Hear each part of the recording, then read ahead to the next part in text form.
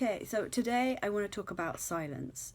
So, silence, like in a conversation, can feel really awkward. Um, I'm happy with silence when I'm coaching clients and when I'm doing mediation, but in the middle, like of a conversation with a friend, I find it really awkward.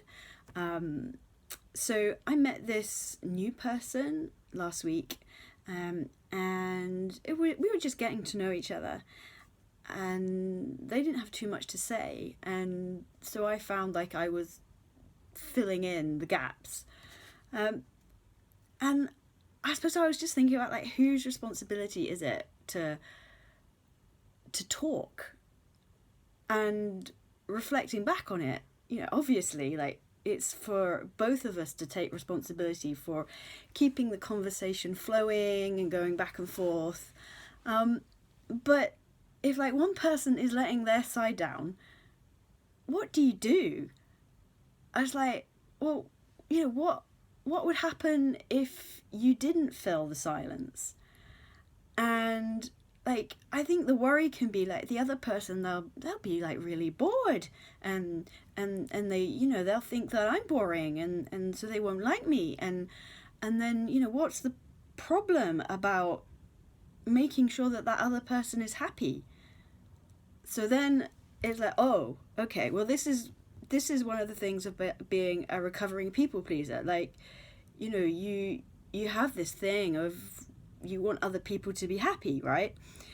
um but what might be like one of the problems of just keeping talking in that situation? Like, you don't know who you're talking to, you don't know who you're sharing stuff with, so you might like need to be a bit careful about the information that you're giving away about yourself sometimes. So I was then thinking about, well, what could you do differently?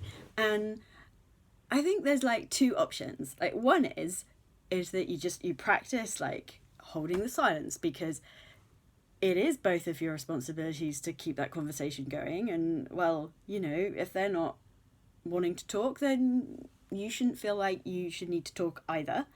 Um, and although it might feel really weird and odd, after you've finished meeting with that person, you can go and scream at the wall. It's fine. Um, or maybe another tactic is that you maybe can use some filler material, like, talk about the weather, about the town, about football, about, amazing trips that you might want to go on one day. Um, and then you've kind of just filled it in, but you've not like given loads away that you might then later regret. Um, anyway, those are just some of my thoughts, and I would love to hear kind of what your thoughts are on what might be helpful. So, embracing the silence or kind of getting out of those awkward conversations. Speak to you later.